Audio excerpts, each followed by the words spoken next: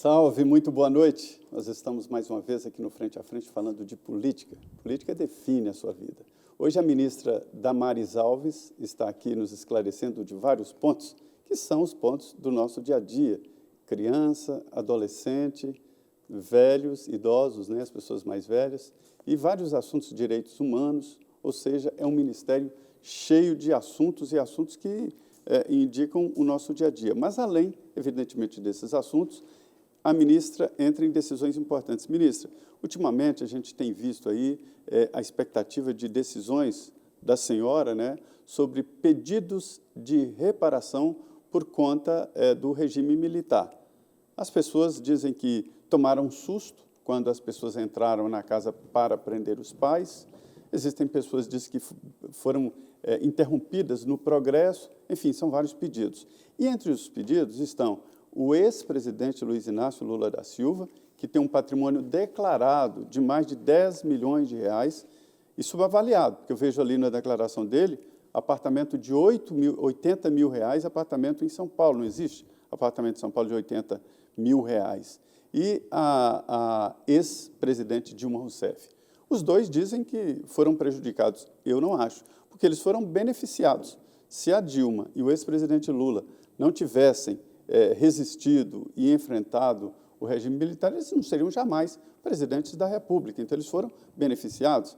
Além disso, a ministra do Tribunal de Contas da União, Ana Reis, e outros figurões. Mas são muitos pedidos. Ministra, qual será o critério para o que é chamado de pejorativamente de Bolsa Ditadura? Qual será o critério do seu ministério para definição? Lei, tão somente aplicação da lei.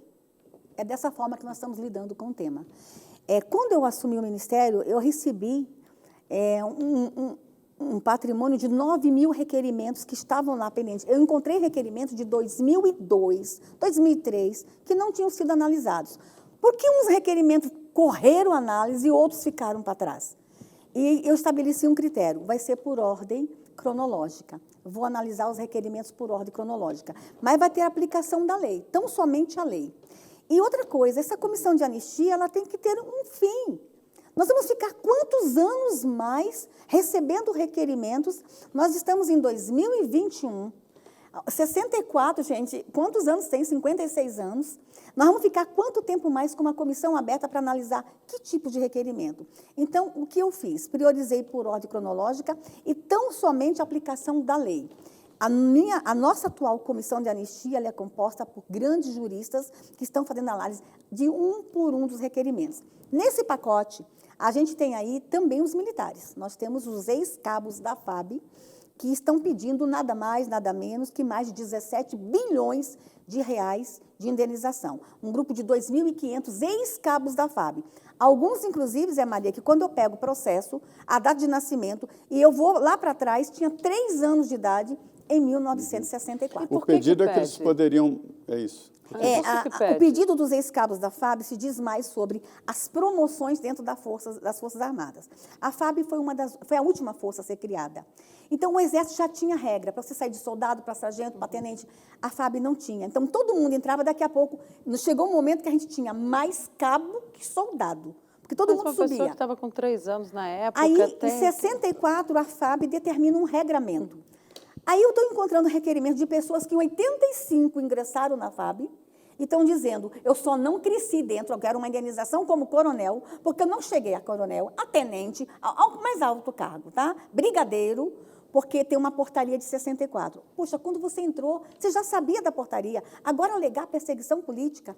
Então, eu tenho aí 17 bi e uma indenização mensal. Eles têm esse benefício mensal. E tem orçamento para isso, não tem. O governo não tem nem, bilhões, o governo não tem nem dinheiro para pagar um auxílio emergencial de R$200, está lá reclamando e brigando com o Congresso. Vai ter uma batalha feia lá em torno lá do auxílio emergencial. Como é que faz para pagar isso tudo? Denise, 17 bi é a indenização. Tem ex-cabo que está pedindo 3.800.000 de indenização. Mas fora a indenização, esse montante também tem o benefício mensal. Os que já estão recebendo. Já estão recebendo. Você não tem ideia de quanto? É muito dinheiro. É muito dinheiro por mês para as Forças Armadas, para a FAB em especial. Mas aí, quando eu chego, tem uma ação no Supremo Tribunal. E final de 2019, o Supremo julga que eu tenho que fazer revisão de todos os casos. Eu não quero dizer que todos os ex-cabos não merecem. Então, eu estou analisando, peguei as 2.500, suspendi o pagamento e analisando uma por uma e tomando decisão. Agora, imagina, Denise, como tem sido difícil para mim. Porque que idade tem esses ex-cabos? Hoje eles são idosos. Em período de pandemia, eu tenho que cumprir uma decisão do Supremo de suspender pensão de um idoso. Não é fácil, mas a gente tem que cumprir lei e a gente tem que fazer justiça. E esse é o meu papel. Doloroso, mas esse é o meu papel. Ministra, também tem aquela história das ossadas de Perus, né? Um cemitério clandestino que foi descoberto foi em 1990. E só 3, né? Até agora 3 foram identificados. E as ossadas estão comigo ainda. A tendência é que sejam mesmo mortos pelo regime, seria? Olha, há um mistério muito grande dessas ossadas, né? Porque tem, inclusive, ossadas de criança ali. Existem algumas teorias, por exemplo, foi um período de meningite e não se sabia como enterrava as pessoas com meningite. Na década de 70, teve muita meningite no Brasil. Talvez aquela vala sejam pessoas que foram mortas com meningite. Existem diversos argumentos para isso. Mas das famílias que deram o seu DNA para a gente fazer a verificação, até agora 3 foram identificadas. Mas a gente quer dar essa resposta. Quem são esses 3? Eu não lembro os nomes agora. Mas eram perseguidos? Foram pessoas desaparecidas durante o regime. Durante o regime militar. Desaparecidas durante o regime. Isso não quer dizer que morreram por causa do regime. Podem ter morrido de uma outra coisa. Pode ter sido essa meningite mesmo, exatamente. Que não teve nada a ver com... Então, agora, eu tenho que dar uma resposta, porque imagine essas famílias que descobriram quantas pessoas morreram na expectativa de que aquela ossada era do filho. E o governo não deu essas respostas. Eu tenho como meta de até meados de 2021 a gente entregar todas as respostas. E outra coisa, essas ossadas têm que ser sepultadas, eu tenho que dar descanso aos mortos. Eu acredito nisso, a gente tem que pôr um fim nisso, a gente tem que dar essas respostas às famílias que tanto estão buscando. Olha, a gente tem, era mais de 1.700 ossadas, né? Tem fêmur, tem cabeça, tem todos os tipos de ossadas. E montar esse conjunto está comigo, está na posse do nosso ministério essas ossadas e estão num lugar alugado em São Paulo. Inclusive, eu gasto R$600 mil por ano de aluguel para essas ossadas ficarem lá. E o exame, ele é feito fora do Brasil. Também é um valor alto para o governo. Foram encontradas na década de 90, né? Até hoje. Por que não se avançou nessa pauta e não se deu resposta ao Brasil? É como se houvesse a necessidade de manter a pauta viva o tempo todo. Eu acho que é desumano isso.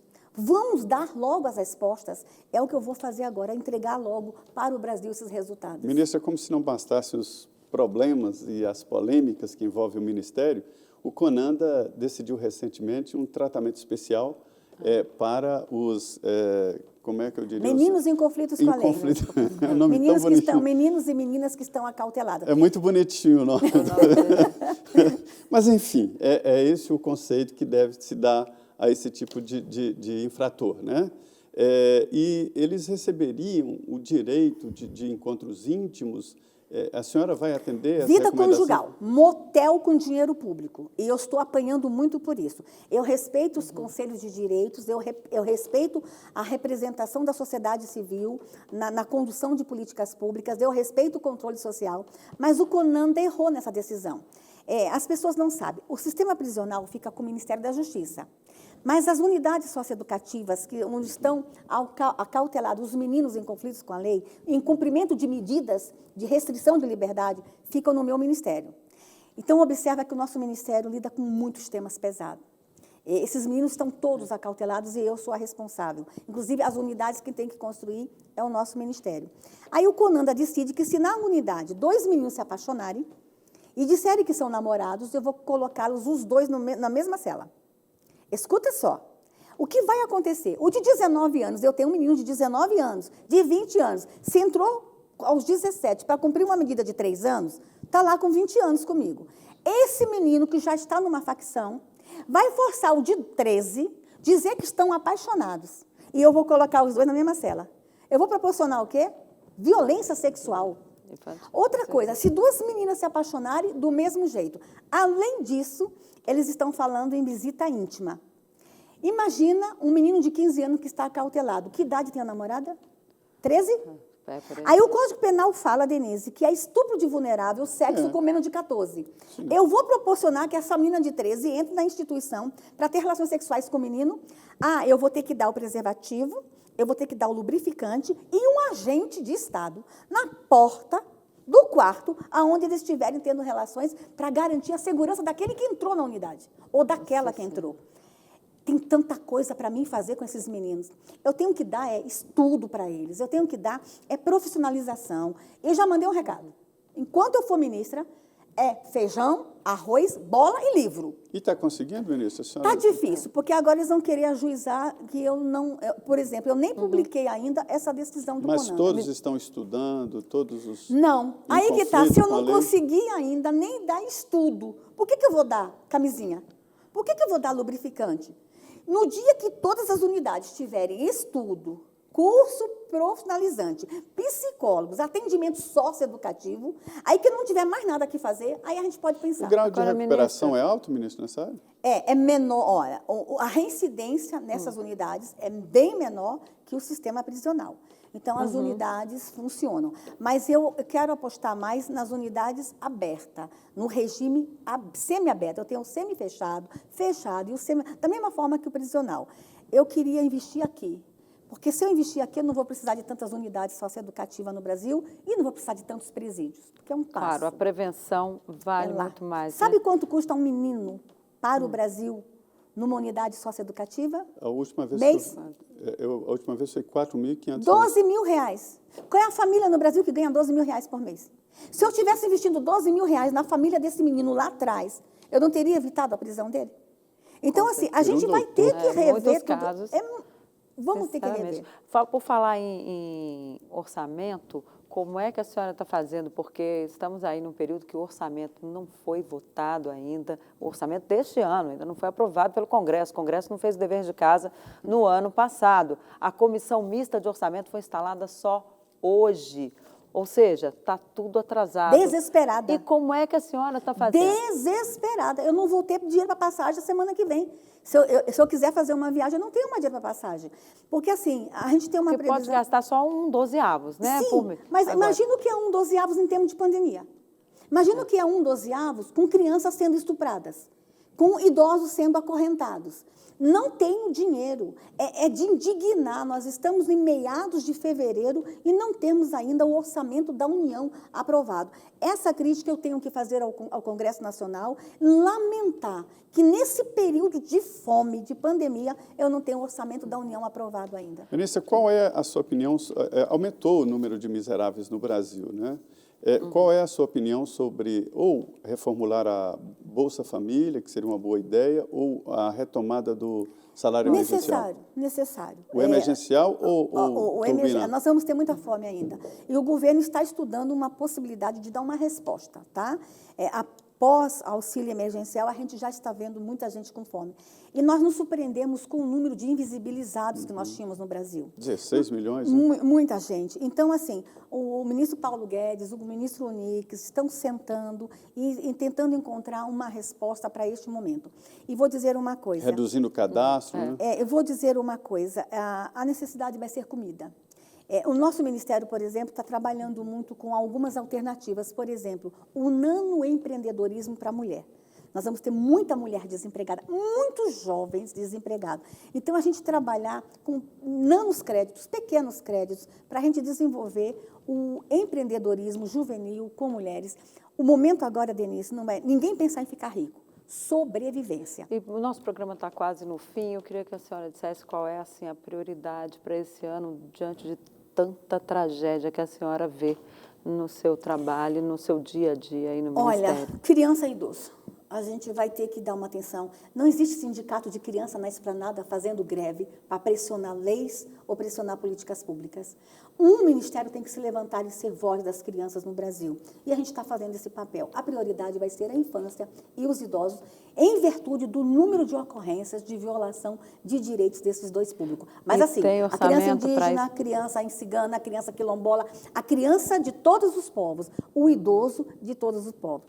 Não temos orçamento. Não temos, mas a gente trabalha com articulação. Eu vou buscar na educação o que tem para a educação, na saúde o que tem para a saúde. É isso que o nosso ministério faz, o diálogo com os demais ministérios, a transversalidade dos temas. Ok, ministra, muito obrigada pela Já sua acabou? presença aqui.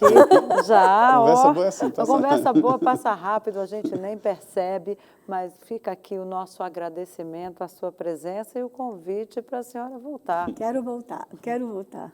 Pois é, e você que nos assistiu, aqui essa conversa boa com a ministra, né, Zé Maria? É, uma conversa muito boa aqui, essa mesa redonda. Queria agradecer a todos, muito boa noite e até a quarta-feira que vem. É isso aí. E não saia daqui não, porque ainda tem o Jornal da Vida com as notícias do Brasil e do mundo para você aqui na Rede Vida. Muito boa noite, muito obrigada pela companhia e até a próxima. Tchau.